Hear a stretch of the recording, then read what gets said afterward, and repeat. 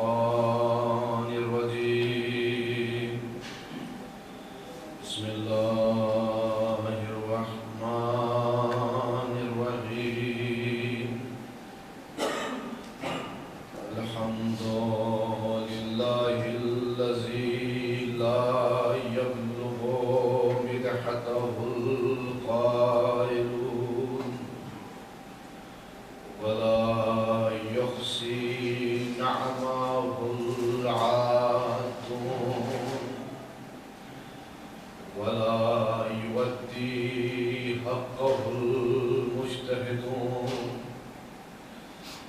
الذي لا يدركه بعد الهمم ولا يناله غوص الفتن الذي ليس لصفته حد محدود ولا نعت موجود ولا وقت معدود ولا أجل ممدود فطر الخلائق بقدرته ونشر الرياح برحمته وودد بالصخور ميدان أرضه ثم الصلاة والسلام على سيد الأنبياء والمرسلين والشهداء والصديقين وعلى جميع عباد الله الصالحين محبوب رب المشرقين والمغربين جد الحسنين أبي القاسم محمد اللهم صل على محمد وآل محمد وعلى آله الطيبين الطاهرين المعصومين المظلومين المنتجبين الأكرمين ولعنة الله على أعدائهم أجمعين من يومنا هذا إلى قيام يوم الدين أما بعد فقد قال الإمامنا الحسين عليه الصلاة والسلام بسم الله الرحمن الرحيم قد علمتم أن هؤلاء القوم قد لزموا طاعة الشيطان وتركوا طاعة الرحمن وأزروا الفساد في الأرض وأحلوا حرام الله وحرموا حلال الله وأنا أحق من غير اللهم صل على محمد وآل محمد وعجل فرجهم ماہ محرم کا آغاز مکمل طریقے سے ہو چکا ہے اور ہم اور آپ ماہ محرم میں اپنی اپنی ذمہ داریوں کو نبھا رہے ہیں اور کوشش یہ کر رہے ہیں کہ کم سے کم ان 10 دنوں میں جو حق بنتا ہے وہ ادا ہو سکے لہذا ابتدا کے ایام ہیں لہذا ان ایام میں جب مجلس میں بیٹھیں تو اہل بیت سے توسل کریں اہل بیت سے دعا کریں کہ کم سے کم خدا ہمیں یہ توفیق دے کہ ہم صحیح معنوں میں حقیقی آزاداری کر سکیں.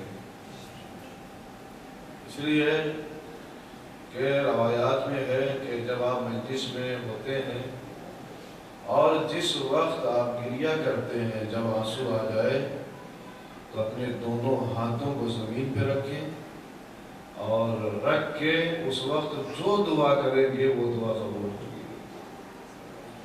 لہٰذا یہ سب مواقع واقعی یہ سب چیزیں کائنات میں کسی قوم کو نہیں ملی۔ جو نعمات، جو چیزیں ہمارے پاس ہیں، شیعان علی، شیعان اہل بیت علیہ الصلوۃ والسلام کے پاس ہیں، یہ کائنات میں کسی قوم کے پاس نہیں ہے۔ کتنے ایسے لوگ خود آپ کے جاننے والوں میں، آپ کے احباب اور دوستوں میں ہوں گے جن کا اسلام سے کوئی تعلق ہی نہیں ہے، مسلمان نہیں ہے، لیکن اپنی دعاؤں کے مستجاب ہونے کے لیے آپ سے یہ پوچھا کرتے ہیں کہ محرم کب آئے گا، اس لیے کہ ان کا عقیدہ ہم سے زیادہ مضبوط ہے۔ وہ محرم میں آتے ہیں، آنے کے بعد امام حسین کے لیے، ان کے بچوں کے لیے نیاز کا بھی انتظام کرتے ہیں ان کی یاد میں۔ بہت سے ایسے افراد ہوں گے، کمپنی والے ہوں گے، ہماری طرف سے محرم میں دودھ دے چلے جاتے ہیں، کس لیے دودھ دے رہے ہیں؟ وہ صرف جناب علی اصغر کی یاد میں وہ دودھ پلایا جا رہا ہے، یہ شبیلیں لگائی جا رہی ہیں۔ آپ اپنے اپنے ملک میں شاید دیکھیں کتنی شبیلیں ہیں، کتنی شبیلیں لگی ہوتی ہیں جو غیر مسلم افراد شبیل لگاتے ہیں ماہ محرم میں، اس لیے کہ ان کی حسین سی عقیدت ہے۔ میں پوری ذمہ داری کے ساتھ جملہ کہہ رہا ہوں کہ جتنا حسین کو لوگ مانتے ہیں اتنا علی کو نہیں مانتے۔ میں غیر کی بات کر رہا ہوں، ہم تو علی کو ہمارے لیے سارے امام برابر ہیں، لیکن جتنا حسین ابن علی کو غیر مانتے ہیں اتنا علی ابن ابی طالب کو نہیں مانتے، اتنا حسن مشتبہ کو نہیں مانتے، یہاں تک کہ آگے بڑھ کے کہوں اتنا رسول خدا کو بھی نہیں مانتے جتنا حسین ابن علی کو غیر مانتے ہیں، اس لیے کہ ان کی حسین سے عقیدت ہے۔ روح کے جو پروردگار عالم کا واقعی یہ کرم ہے، پروردگار عالم کا یہ فضل ہے جو پروردگار عالم نے یہ نعمت ہمیں عطا کیا ہے۔ ایک انسان حسین ابن علی سے عقیدت رکھتا ہے، غیر مسلم ہے، حسین ابن علی سے محبت کرتا ہے، پھر وہ یہاں کیوں نہیں؟ یا اگر یہاں نہیں ہے یا پاس آپ دیکھیں امام بارگاہ بھی آتے ہیں، لیکن اس کے بعد بھی وہ تبدیل کیوں نہیں ہوتے؟ پروردگار عالم نے واقعی انتظام کیا ہے، پروردگار عالم نے کہ حسین کے نام پہ جتنے لوگ کنورٹ ہوتے، جتنے لوگ تبدیل ہوتے، اتنا کسی کے نام پہ نہیں ہوتے۔ حسین کے نام پہ لوگ تبدیل ہو جاتے ہیں، کیا ہے؟ انہیں عقیدت ہے، انہیں محبت ہے۔ محبت دو طریقے کی ہوتی ہے، ایک محبت واسطے کے ساتھ ہوتی ہے، ایک محبت بغیر واسطے کی ہوتی ہے۔ کائنات میں جتنی بھی محبت ہے وہ واسطہ چاہتی ہے، وہ درمیان میں واسطہ چاہتی ہے۔ آپ کہیں فلاں انسان سے ہمیں بہت محبت ہے، کیوں ہے محبت؟ اب سے سوال کریے کیوں محبت ہے؟ کہہ گا اس لیے کہ وہ خوبصورت ہے، تو آپ کو اس انسان سے محبت نہیں ہے، آپ کو خوبصورتی سے محبت ہے، وہ خوبصورت ہے لہذا محبت ہے۔ فلاں انسان سے مجھے بہت محبت ہے، کیوں؟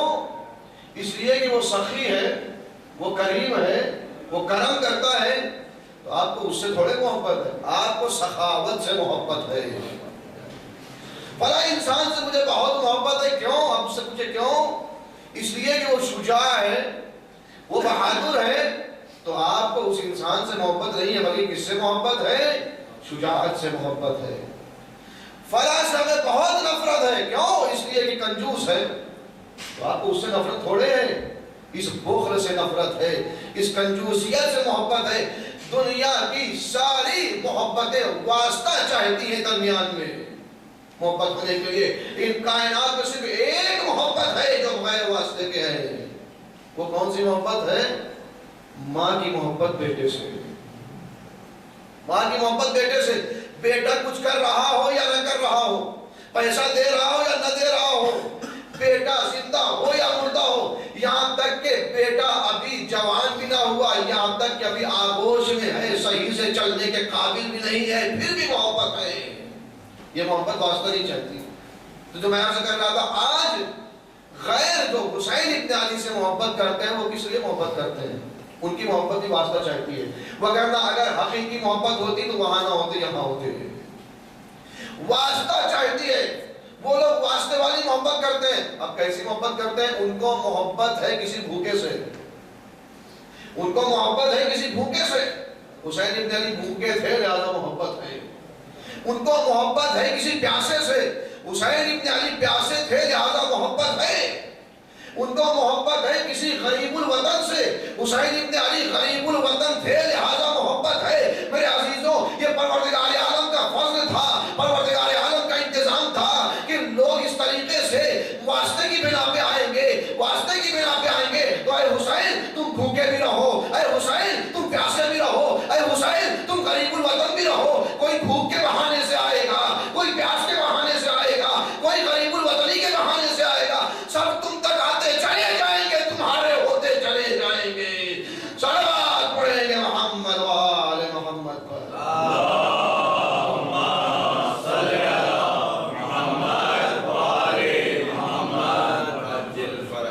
میرے عزیزوں ہمارے پاس بہت ہی عظیم سرمایہ ہے عزاداری کی شکل میں جو ہمارے درمیان آیا ہے.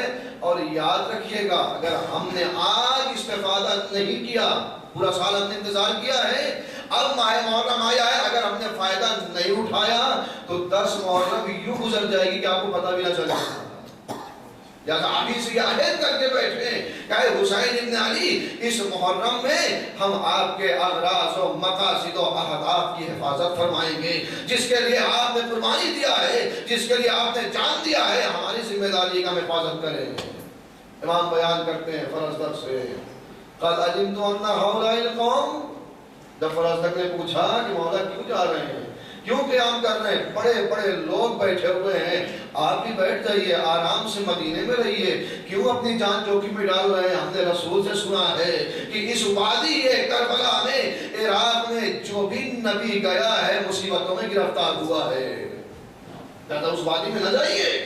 پوری تاریخ آپ کے سامنے انشاءاللہ کسی مجلس میں جو ہے وہ ذکر آیت پیش کروں گا. جتنے نبی اس وادی سے گزرے ہیں سب کو کچھ نہ کچھ مصیبتیں ملی. یا حسین آپ بھی نہ جائیے. مولا نے فرمایا قد علمت ان هؤلاء القوم, یقیناً تم جانتے ہو کہ اس قوم نے کیا کیا ہے, شیطان کی پیروی کو شروع کر دیا ہے. قد لزموا طاعت الشیطان وترکوا طاعت الرحمن, اور رحمان کی پیروی کو ترک کر دیا ہے. وَأَظْهَرُوا الْفَسَادَ فِي الْأَرْضِ, زمین پہ فساد برپا کرنا شروع کر دیا ہے. وَحَلُّوا حَرَامَ اللَّهِ وَحَرَّمُوا حَلَالَ اللَّهِ, حرام خدا کو حلال اور حلال خدا کو حرام کر دیا ہے. وَأَنَا أَحَقُّ مَنْ غَيَّرَ, میں سب سے زیادہ حق رکھتا ہوں کہ انہیں تبدیل کروں. حسین ابن علی تبدیل کرنے کے لیے, متغیر کرنے کے لیے نکلے ہیں, اصلاح کرنے کے لیے نکلے ہیں. کیوں؟ اس لیے کہ حلال خدا کو حرام کیا جا رہا تھا, حرام خدا کو حلال کیا جا رہا تھا, زمین پہ فساد برپا کیا جا رہا تھا. میرے عزیزوں یہ صرف حسین کا ہدف نہیں ہونا چاہیے, یہ صرف حسین کا مقصد ہی نہیں ہونا چاہیے, بلکہ ہر حسینی کا مقصد ہونا چاہیے. یاد رکھو جب بھی زمین پہ فساد برپا ہو, جب بھی حلال خدا کو حرام کیا جا رہا ہو, حرام خدا کو حلال کیا جا رہا ہو, ظلم کیا جا رہا ہو, تو حسین آواز دے, او میرے چاہنے والوں, ہر حسینی کا یہ فریضہ ہے, اٹھو اور ظلم کے خلاف آواز اٹھاؤ. کربلا کا یہی مقصد ہے, ظلم کے خلاف احتجاج کرو. کیسے حالات تھے, کیا ضرورت تھی کہ حسین ابن علی نکلے, حالات کیا تھے.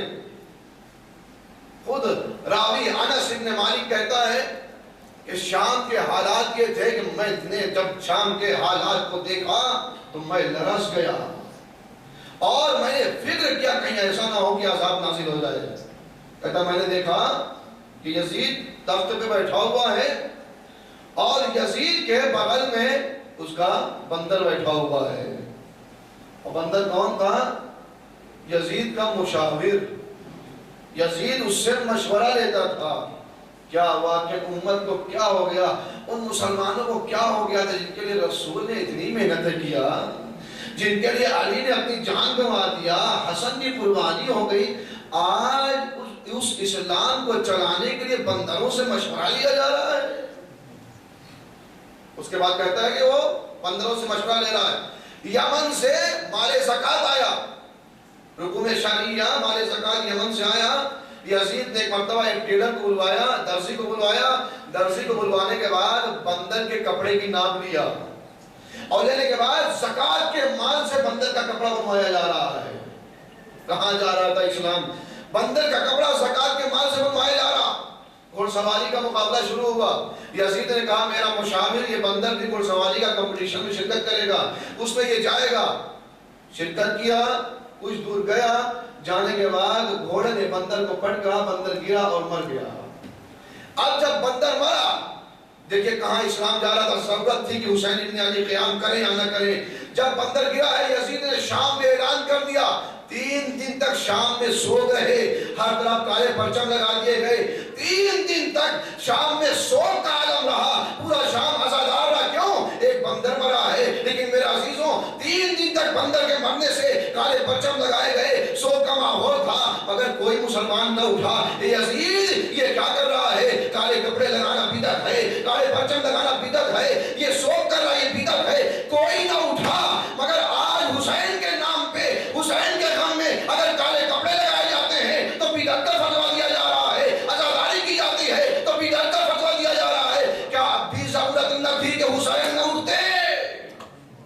حسین نے آواز دیا, وَأَنَا أَحَقُّ مَنْ غَيَّرَ, میں سب سے زیادہ حق رکھتا ہوں کہ انہیں تبدیل کروں, اس لیے کہ حسین کے نانا نے محنت کیا تھا, حسین کے بابا نے محنت کیا تھا, حسین کی اماں نے قربانی دیا, حسین کے بھائی نے قربانی دیا. لہٰذا اب جب گھر برباد ہو رہا ہے تو گھر والوں کو ہی درد ہوگا. حسین اٹھے اور اٹھنے کے بعد قیام کیا. اور وہ قیام کس کے لیے مفید تھا؟ کیا حسین ابن علی کے لیے مفید تھا؟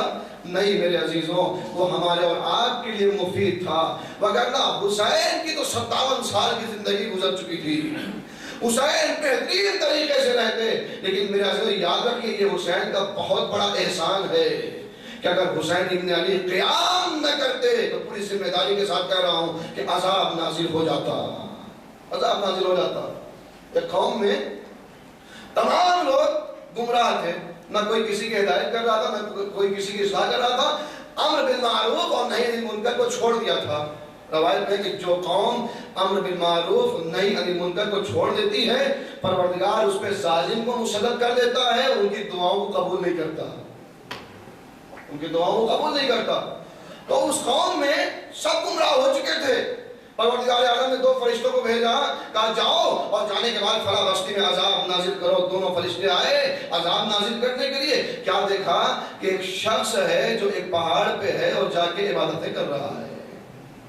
کیا کر رہا ہے؟ عبادت کر رہا ہے, پروردگار عالم کے لیے تسبیح کر رہا ہے, رکوع کر رہا ہے, سجدہ کر رہا ہے. ایک مرتبہ فرشتوں نے کہا معبود تو نے کہا عذاب نازل کر دے, یہ تو تیرا بندہ ہے, عبادتیں کر رہا ہے, کیا اس پہ بھی عذاب نازل کرنا ہے؟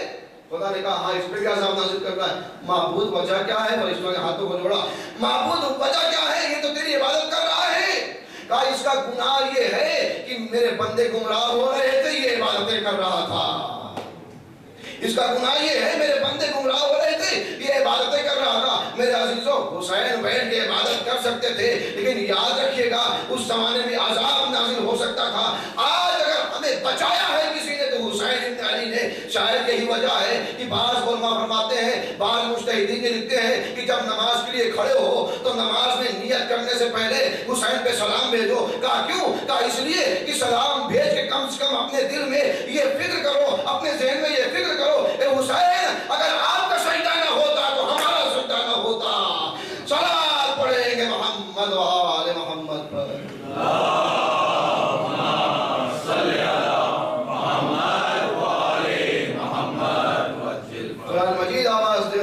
کنتم خیر امت اخرجت للناس تأمرون بالمعروف وتنہون عن المنکر.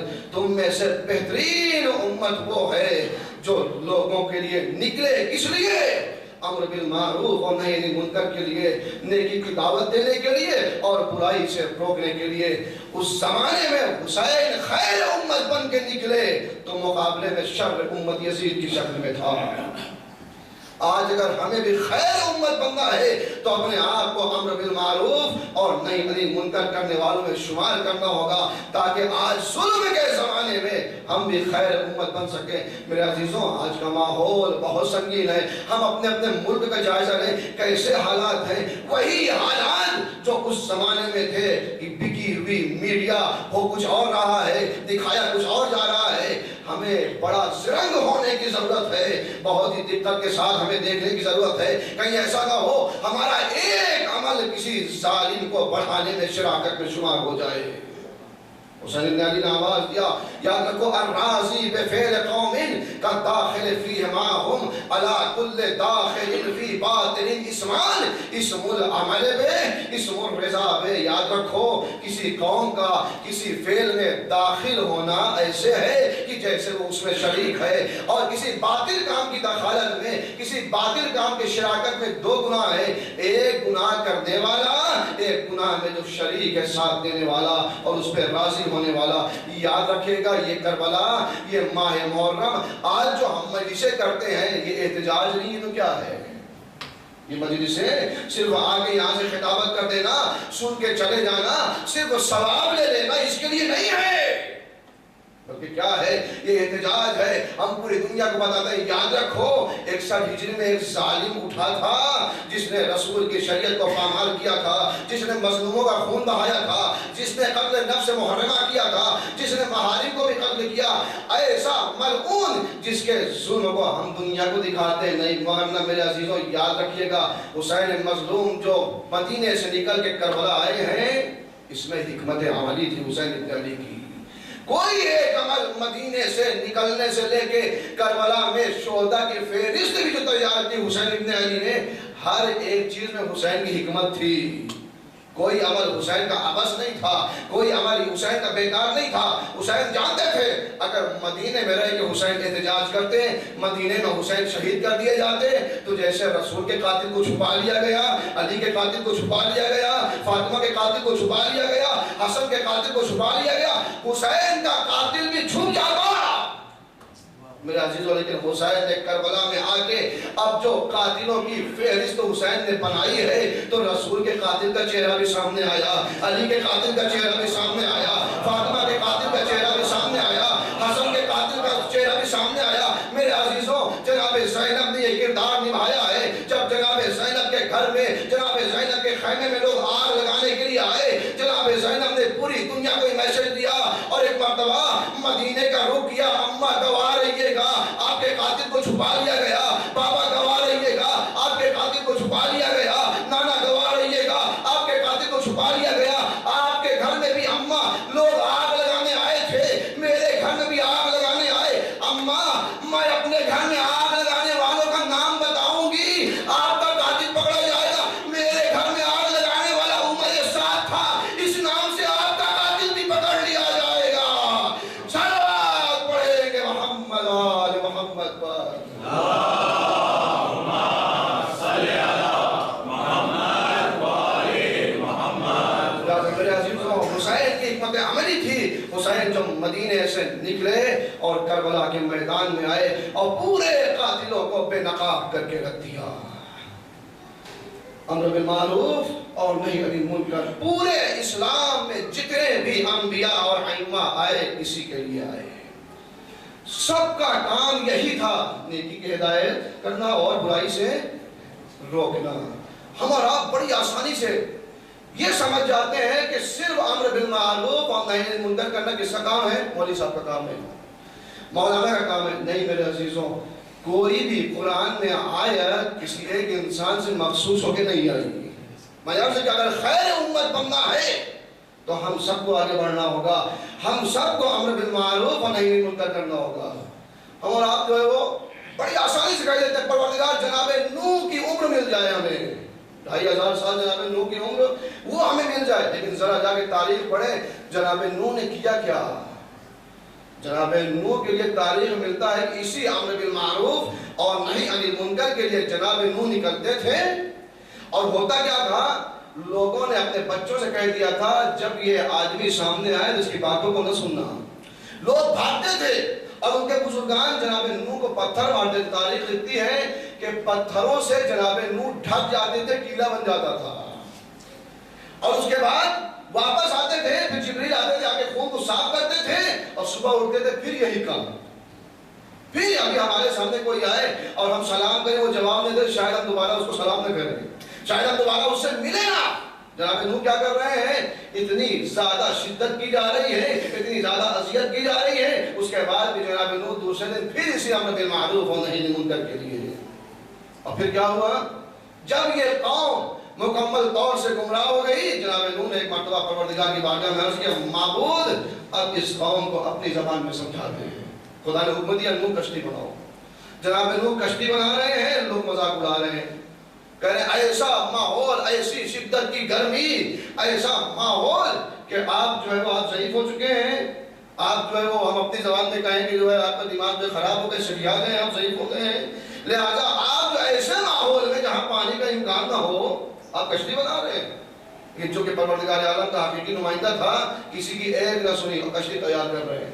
یہاں تک کہ جب کشتی تیار ہوئی اور پروردگار عالم کا عذاب نازل ہونے والا تھا کہ جناب نوح نے اپنے بیٹے اور اپنی زوجہ سے کہا کہ آؤ کشتی میں سوار ہو جاؤ تاکہ نجات مل جائے۔ ہوا کیا؟ چلو آپ پڑھیں گے۔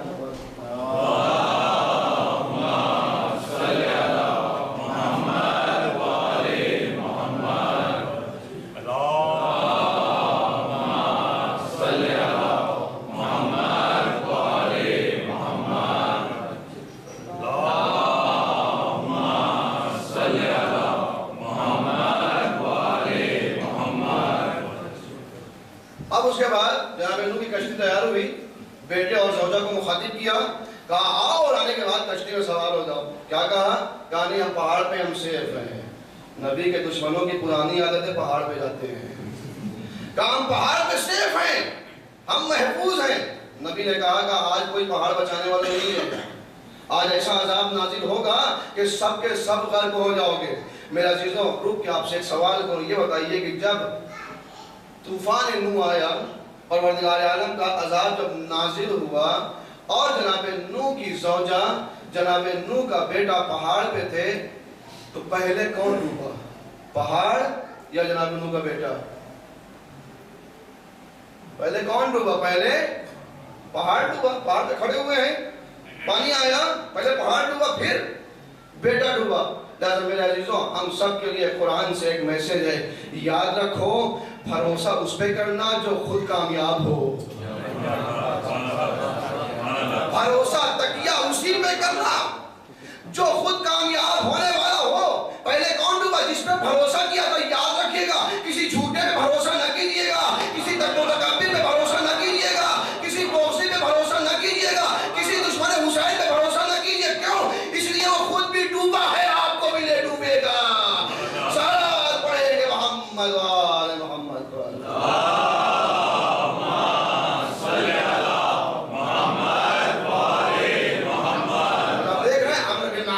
اور نہی عن المنکر کے لیے جناب نوح نے کتنی سختیاں برداشت کیا۔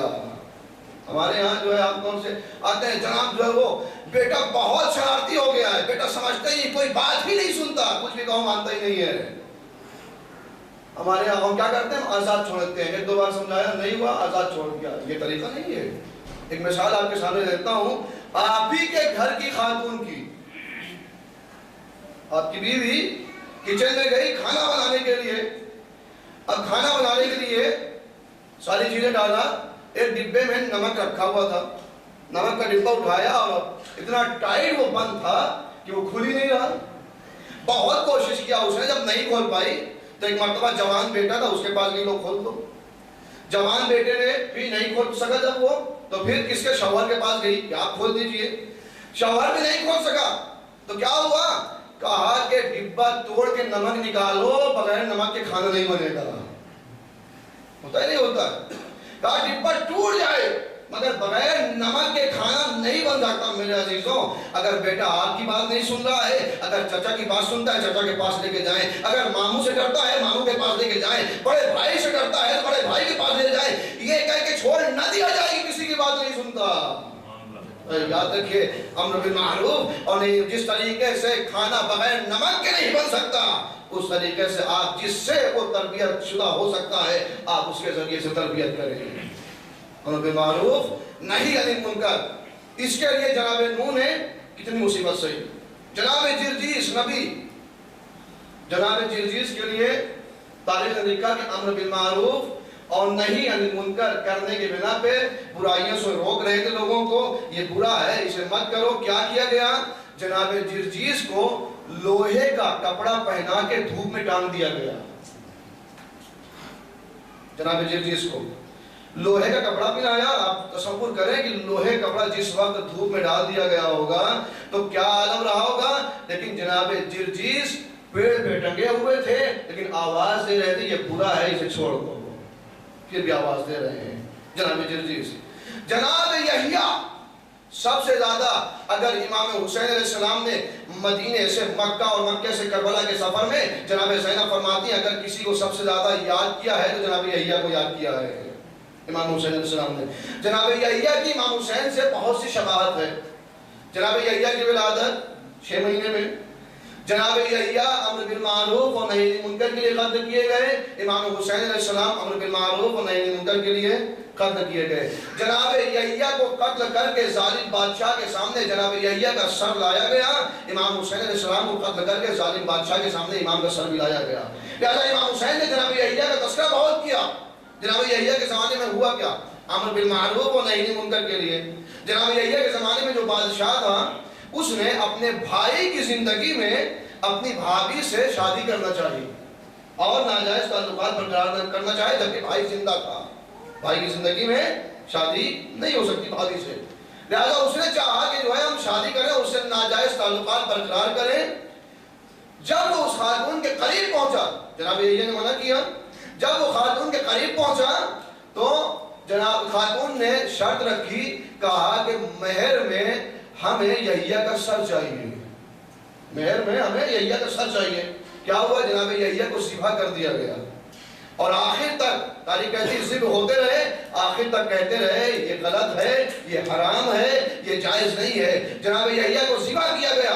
ذبح کرنے کے بعد تاریخ نے لکھا کہ جناب یحییٰ کو جب ذبح کر دیا گیا تو خون ابال مار رہا تھا، جناب یحییٰ کا خون جوش مار رہا تھا، یہاں تک کہ مٹیاں ڈالتے گئے، جناب یحییٰ کا خون دبا نہیں، جناب یحییٰ کا خون رکا نہیں، یہاں تک کہ تاریخ نے لکھا کہ اتنی مٹی ڈالی گئی ٹیلا بن گیا مگر جناب یحییٰ کا خون نہ رکا۔ میرے عزیزوں یاد ہے امام حسین علیہ السلام جناب یحییٰ کو یاد کر رہے تھے، یحییٰ کے خون پہ مٹیاں ڈالی گئی مگر یحییٰ کا خون جتنی مٹیاں ڈالتی گئی جتنا دبایا گیا اتنا ہی نکھرتا چلا گیا۔ میرے عزیزوں آزاداری بھی اسی طریقے سے ہے، ذکر حسین بھی اسی طریقے سے ہے، ہمیں مارا گیا، ہمیں کاٹا گیا، ہمیں دیواروں میں چمایا گیا، دشمن نے چاہا آزاداری کو ختم کر دے مگر تم جتنا دباؤ گے اتنا نکھرتی چلی آئے گی۔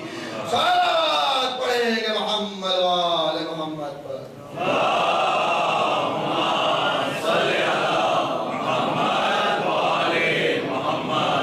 لہذا میرے امر بالمعروف اور نہی عن المنکر کے لیے نبیوں نے مشکلات سہی ہے، نبیوں نے زحمات سہی ہے، اور امام حسین ابن علی نے بھی امر بالمعروف اور نہی عن المنکر کے لیے قیام کیا تاکہ امت کی اصلاح ہو سکے، امت تباہ اور برباد نہ ہو سکے۔ بہت سخت ہے میرے عزیزوں امر بالمعروف کرنا، نہی عن المنکر کرنا۔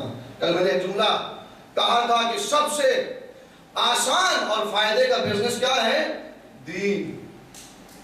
دین کیا ہے؟ سب سے زیادہ فائدے اور آسان والا بزنس، کچھ انویسٹ نہیں کرنا پڑتا لیکن فائدہ بہت ہوتا ہے۔ ابھی ہم لوگ تو ہندوستان پاکستان کے رہنے والے ہیں، ہمارے یہاں بہت ہوتا ہے یہ سب۔ اگر ایک تھوڑا سا بھی پنجے میں اگر پھول کے داغ بھی آ جائیں تو ہم کیا کرتے ہیں؟ انہیں معجزہ و کرامت قرار دے کے، خون قرار دے کے معجزہ ہو جاتا ہے۔ ہو گیا معجزہ، آپ نے اعلان کر کے معجزہ ہو گیا، پھر اس کے بعد دیکھیے کیسے بزنس ہوتا ہے۔ کتنی دکانیں لگ جائیں گی، کتنے لوگ آنے لگیں گے، باہر پھولوں کی دکانیں، اگربتی کی دکانیں، موم بتی کی دکانیں، کتنے لوگ اس طریقے سے۔ میں عرض کر رہا ہوں کہ انویسٹ کچھ نہیں ہے، فائدہ زیادہ ہے، لیکن اگر اسی کو تجارت بنا لیا جائے، دین کو اگر دین کو تجارت بنا لیا جائے، دین کے ذریعے سے بیچا جانے لگے۔ قرآن مجید سے مثال دے رہا ہوں آپ کے سامنے، جناب ابراہیم کے لیے کتنا سخت تھا امر بالمعروف اور نہی عن المنکر کرنا۔ جناب ابراہیم کی پرورش کہاں ہوئی؟ جناب ابراہیم کا چچا نام آزر، نام تھا آزر، جناب ابراہیم کا چچا उसने जनाब इब्राहिम की परवरिश किया। और धंधा क्या था उसका, बिजनेस क्या था? आजर बहुत बड़ा, सबसे बड़ा आजर का बिजनेस था। किस चीज का? बुतों को बना के बेचने का, बुतों को बना के बेचने का बिजनेस था।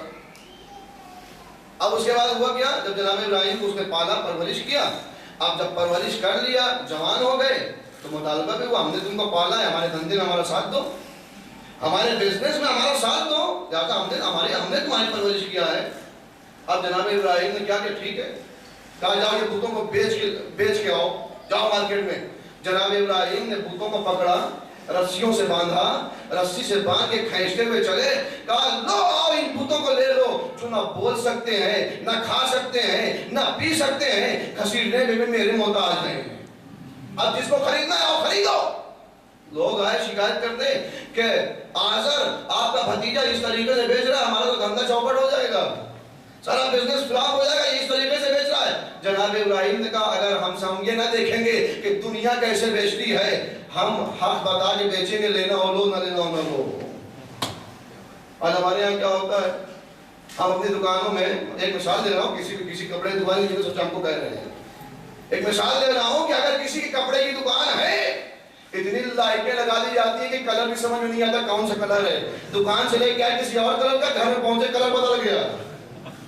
तो मेरे अजीजों, जनाब मिक़दाद, तारीख आपके सामने पेश कर रहा हूँ, जनाब मिक़दाद खड़े हुए थे, जनाब मिक़दाद ने साए में अपने कपड़े को रखा, खुद धूप में खड़े हुए, अली इब्न अबी तालिब पहुंचे, कहा मिक़दाद के क्या कर रहे हो, तुमने अपने कपड़ों को अंधेरे में रखा हुआ है, तुमने अपने कपड़े को साए में रखा है, खुद धूप में खड़े हुए हो। कहा मौला कपड़े बेचो। कहा नहीं मिक़दाद, ये तरीका सही नहीं। कहा क्यों? कहा इसलिए जब तुम अंधेरे में रखते हो, कपड़े की जीन्स समझ में नहीं आती, कपड़े का कलर समझ में नहीं आता, लिहाजा उस तरीके से बेचो जो हक वाला तरीका है, जो ईमानदारी का तरीका है। मिक़दाद ने माजरत किया। मेरे अजीजों रुक के कहो मौला आपका अपना आदमी था, हम तो ये कहते ना, अरे हमारा भाई अगर बोलेंगे तो नाराज हो जाएगा, हमारा दोस्त अगर उसको टोकेंगे तो नाराज हो जाएगा, मौला आपका अपना चाहने वाला था, आपका अपना आदमी था, क्या जरूरत थी, थोड़ा फायदा हो जाता, थोड़ा बिजनेस अच्छा हो रहा था, उसको चलने देते। मौला ने आवाज दी याद रखो नहीं, तुम हमारे वाले हो, उधर वाले कैसे भी तिजारत करें, अगर अली वाले हो तो अली जैसी तिजारत करना होगी। सारा बात पढ़ेंगे मोहम्मद वाले मोहम्मद पर।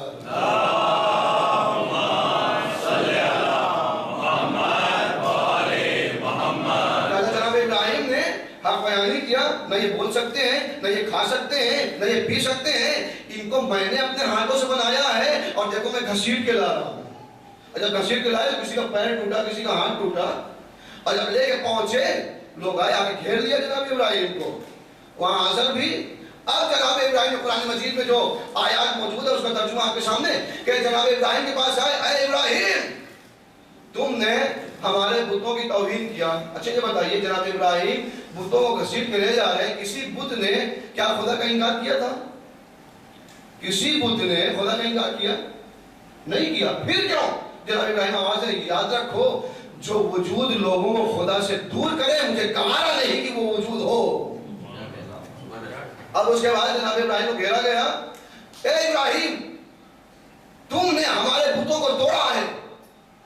जनाब इब्राहिम ने कहा कुरान मजीद में आए थे, जनाब इब्राहिम ने फरमाया, कहा कि जाओ जाके अपने बड़े वाले बुत से सवाल करो कि मैंने तोड़ा है, जाओ अपने बड़े वाले बुत से पूछो कि मैंने तोड़ा है, अगर वो जवाब दे तो ठीक। अब कुरान मजीद में आए थे कि अपने नफ्स से इन लोगों ने सवाल किया, अगर हम जाएंगे, जाने के बाद बड़े वाले बुत से पूछेंगे तो जवाब देगा या नहीं?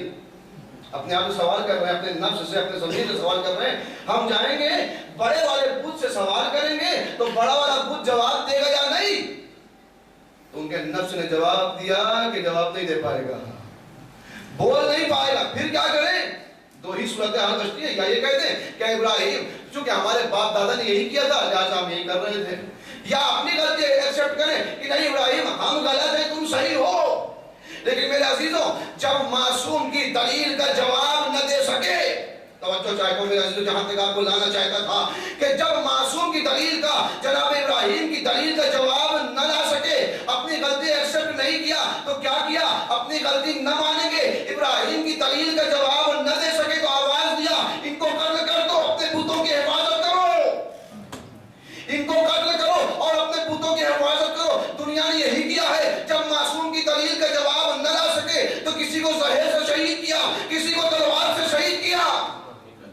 میرا عزیزو اب حسین ابن علی نے، میں نے کہا نا حسین کا ایک بھی جملہ ابس نہیں تھا، حکمت پر مبنی تھا. اب سمجھ میں آیا. حسین میدان میں آئے، آنے کے بعد آواز دیا، یہ بتاؤ کیا میں نے حلال محمدی کو حرام کیا ہے؟ کیا میں نے حرام محمدی کو حلال کیا ہے؟ حسین نے کوشچن مارک لگا دیا.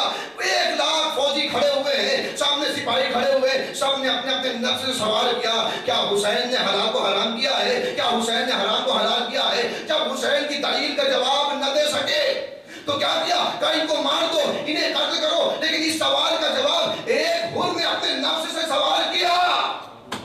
ایک حر نے اپنے نفس سے سوال کیا. حر کے نفس نے جواب دیا، ابن یسار غلط ہے، شمر غلط ہے، خوری غلط ہے، یزید غلط ہے. ایک کے جواب، ایک کے نفس نے جواب دیا. خیمہ نار سے نکل کے خیمہ نور میں آ گیا. صلوات پڑھیں گے محمد وآل محمد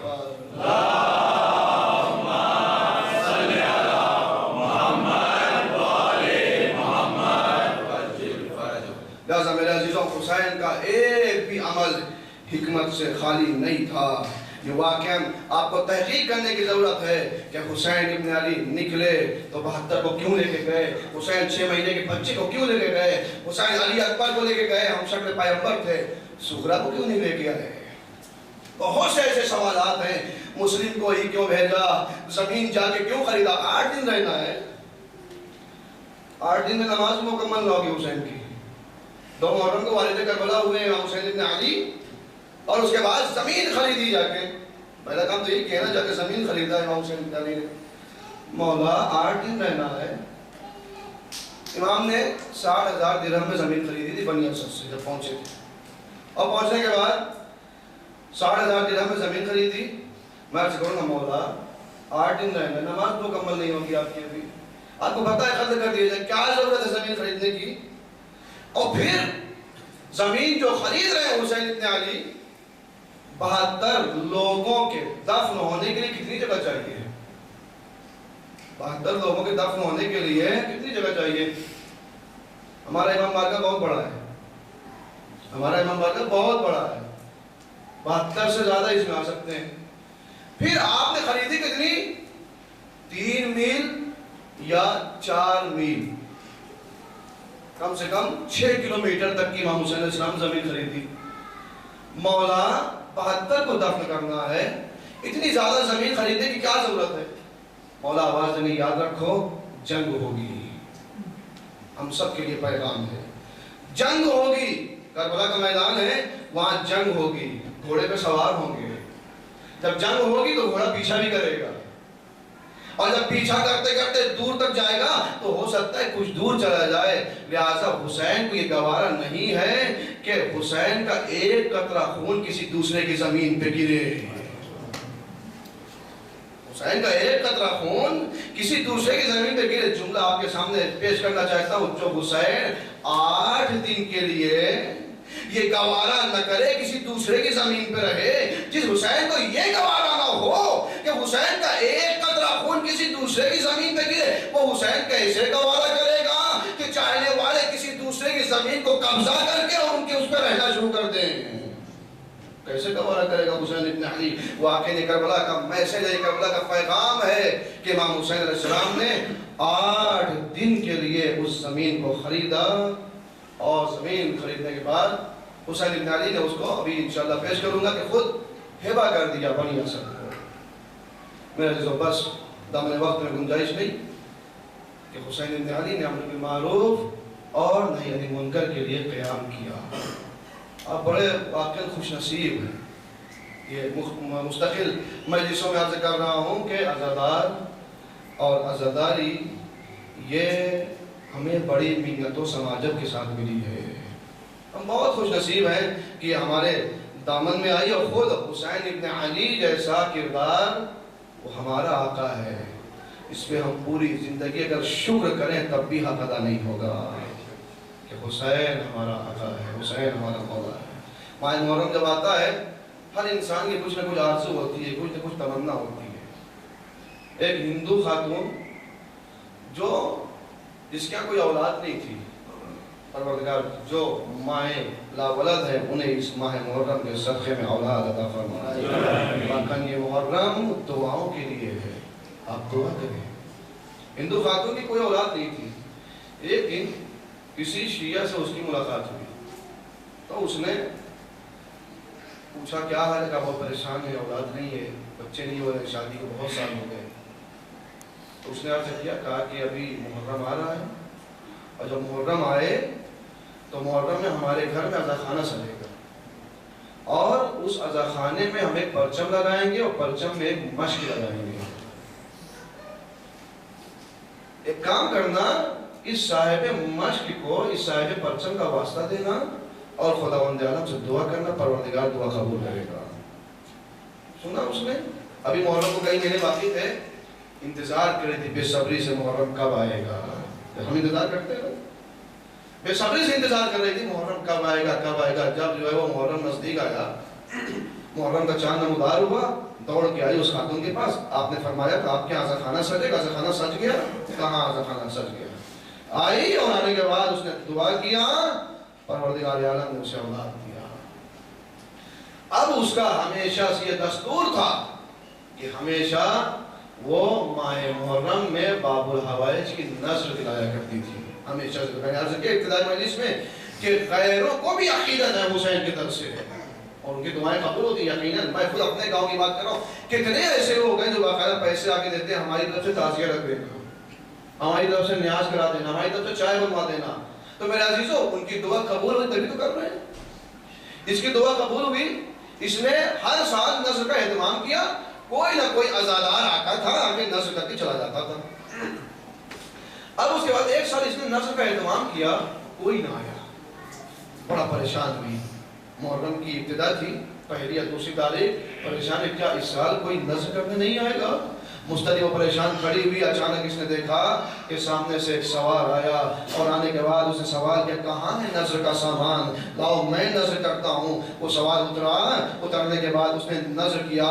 جب نذر کر کے جانے لگا, اس خاتون نے کہا, اے بھائی تمہارا بہت بہت شکریہ کہ تم آئے اور آنے کے بعد تم نے نذر کیا, لیکن بھائی میں ایک سوال کرنا چاہتی ہوں, کیا اس کا جواب دو گے. انہوں نے فرمایا ہاں ہاں سوال کرو. کہا بھائی بس میرا ایک سوال یہ ہے, ابھی تک جب بھی جو بھی ہر سال نذر کرنے کے لیے آیا ہے اس نے اپنے ہاتھوں کو اٹھا کے نذر کیا ہے.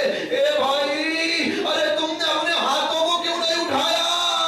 آنے والے نے آواز دیا, ارے تم جس کی نذر دلاتی تھی میں وہی عباس ہوں, میرے ہاتھ میں نے اپنے آقا پہ قربان کر.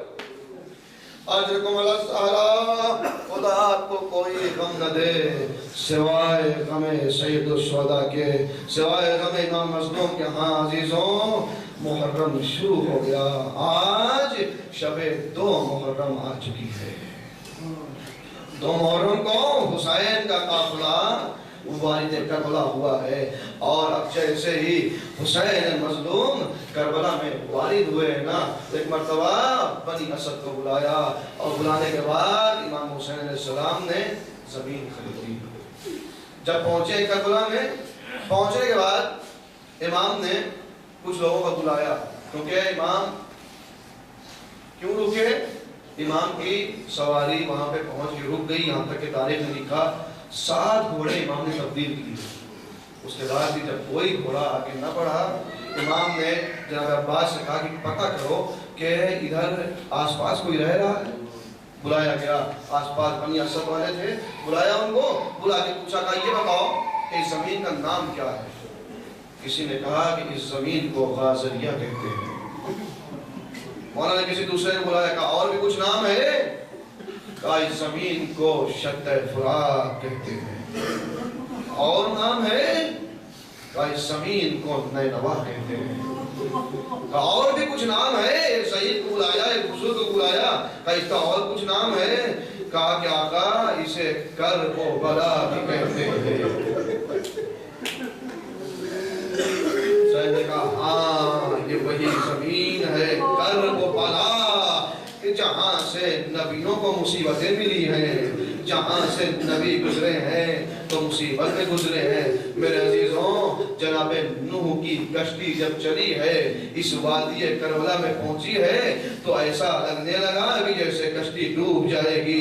جناب نوح نے ہاتھوں کو جوڑا، میرے معبود کیا میری کشتی ڈوب جائے گی؟ کہا نوح کشتی ڈوبے گی نہیں، مگر یہ کربلا ہے، یہاں سے آل محمد کیسے؟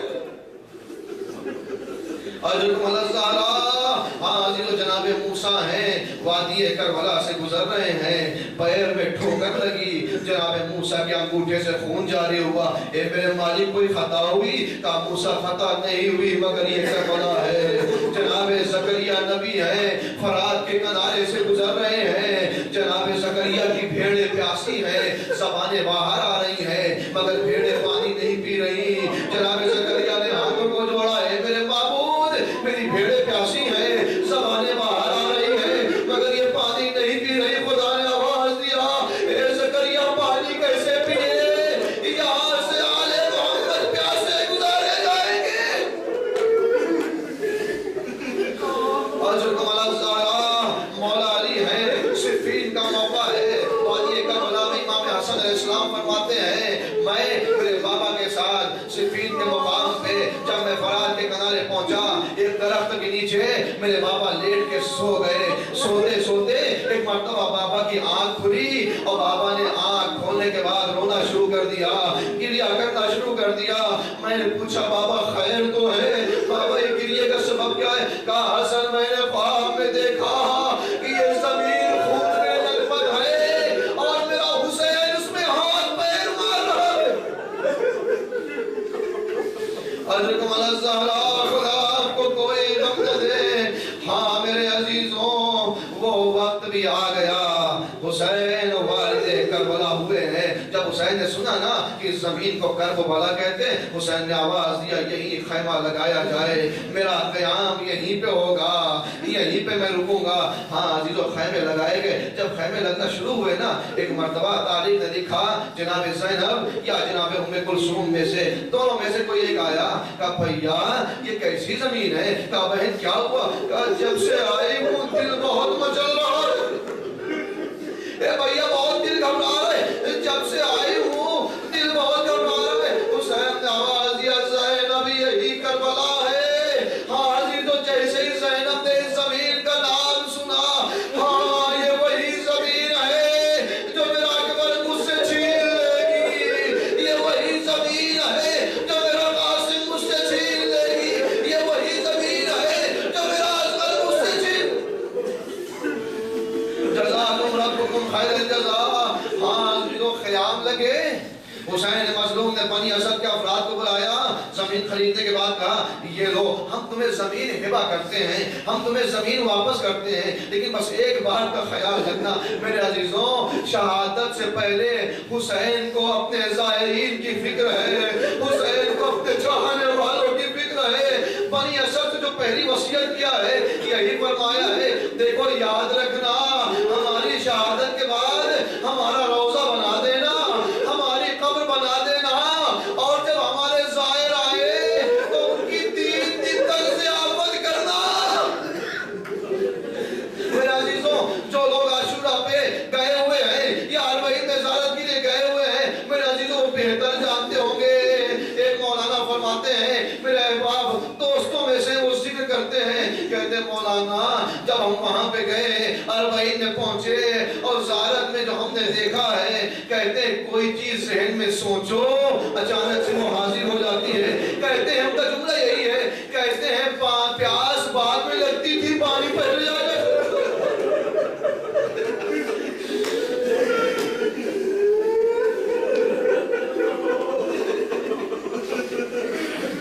بھوک بعد میں لگتی تھی، کھانا پہلے آ جاتا تھا۔ ہاں عزیزو یہی تو حسین ابن علی نے وصیت کیا تھا نا، میرا کوئی زائر بھوکا نہ جائے، میرا کوئی زائر پیاسا نہ جائے۔ ہائے کتنا کریم ہے جو خود بھوکا اور پیاسا اس دنیا سے رخصت ہو گیا، جس کے بچے بھوک اور پیاس سے تڑپتے رہے، اس نے اپنے زائروں کے لیے کیا اہتمام کیا، اپنے چاہنے والوں کے لیے کیا اہتمام کیا۔ ہاں عزیزوں دوسری وصیت حسین ابن علی نے جو کیا ہے، ایک مرتبہ بنی اسد کے مردوں کو بلایا، سب کو بھیج دیا، صرف مردوں کو بلایا، مردوں کو بلا کے کہا دیکھو جب ہم شہید ہو جائیں تو ہمیں دفن کر دینا، ہمیں دفن کر دینا، ہماری قبر کو بنا دینا۔ یہ کہہ کے مردوں کو واپس کیا، عورتوں کو بلایا، کہا ایک کام کرو، اگر تمہارے مرد ہمیں دفن نہ کرے تو تم انہیں غیرت دلانا تاکہ وہ ہمارے جنازوں کو دفن کر دے۔ میرے عزیزوں، عورتوں کو واپس کیا، بچوں کو بلایا، کہا اے بچوں اگر تمہارے مرد دفن نہ کرے، تمہاری عورتیں انہیں غیرت نہ دلائے تو تم ایک کام کرنا، کھیلتے کھیلتے اپنے ہاتھ میں خاک لے کے آنا، ہمارے جنازوں پہ ڈال۔ جزاکم ربکم خیر الجزا۔ ہاں میرے عزیزوں، جس حسین کو دفن کا اتنا ارمان تھا، جس حسین کو اپنی تدفین کا اتنا ارمان تھا کہ جنازہ پڑا نہ رہے، ہائے اسی کا جنازہ بے گورو کا۔ جزاکم ربکم خیر الجزا۔ ہاں میرے عزیزوں، حسین کے جنازے کے لیے سنیں گے ایک جملہ۔ ایک مرتبہ ایک شخص بیان کرتا ہے کہ جب میں کربلا میں پہنچا، میں دیر سے پہنچا، حسین قتل ہو چکے تھے۔ جب میں وہاں پہنچا میں نے پوچھا کیا ہو رہا ہے؟ کہا حسین کا مال لوٹا جا رہا ہے، حسین کے مال کو لوٹا جا رہا ہے۔ ایک مرتبہ کہتا ہے میں پہنچا، میں نے دیکھا تلوار زرہ سب کچھ لوٹا جا چکا تھا۔ میں جب پہنچا تو حسین کے جسم پر صرف ایک پوشیدہ کفن تھا، ایک پوشیدہ کپڑا تھا حسین کے جسم پہ۔ کہا میں پہنچا، میں نے دیکھا ایک پٹکا لگا ہوا تھا، ایک پٹکا لگا ہوا تھا۔ میں نے سوچا شاید اس کی کچھ قیمت مل جائے گی۔ میں پہنچا اور میں نے حسین کے پٹکے کو کھولنا شروع کیا۔ کہتا میں پٹکا کھول رہا تھا، اچانک سے حسین کا ہاتھ اٹھا اور میرے ہاتھ پہ آیا۔ کہتے ہاتھ اتنا سنگین تھا، میں نے اپنی پوری طاقت کو جمع کیا، پوری طاقت کو میں نے لگایا، مگر میں ہاتھ کو نہ ہٹا سکا۔ کہتے میں بہت گھبرا گیا، جب ہاتھ نہ ہٹا، میرے عزیزوں تڑپ جائیں گے، جب ہاتھ نہ ہٹا، ایک مرتبہ کہتا ہے میں نے خنجر کو نکالا، حسین کے ہاتھ کو کاٹ دیا۔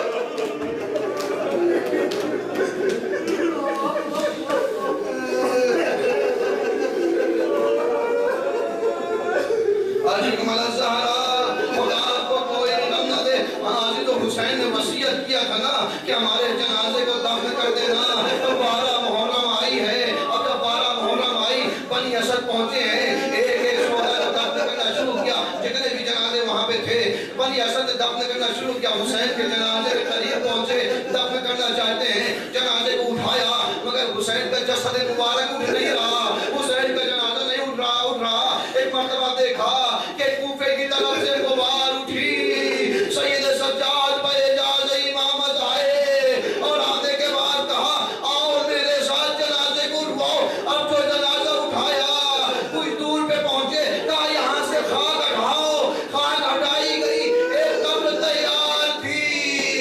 سجاد نے بابا کے جنازے کو اٹھایا، قبر سے تو ہاتھ نمودار ہوئے۔ اے سجاد لا میری امانت میرے حوالے۔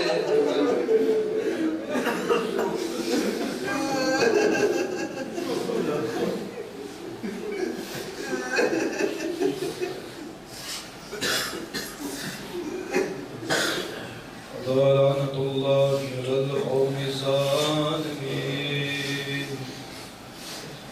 سيعلم الذين ظلموا أي منقلب ينقلبون. السلام عليك يا أبا عبد الله. السلام عليك يا ابن رسول الله. السلام عليك وعلى الأرواح التي حلت بفنائك.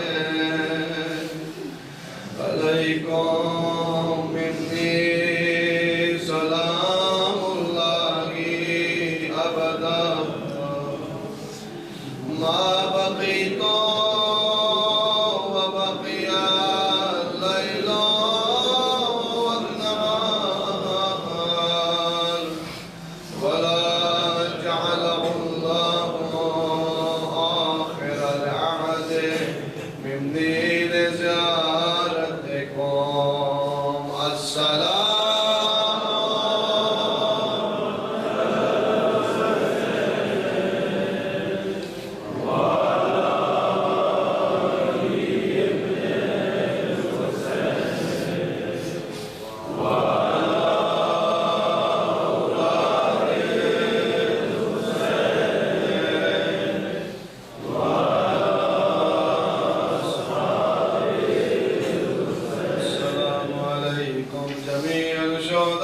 کربلا ورحمۃ اللہ وبرکاتہ.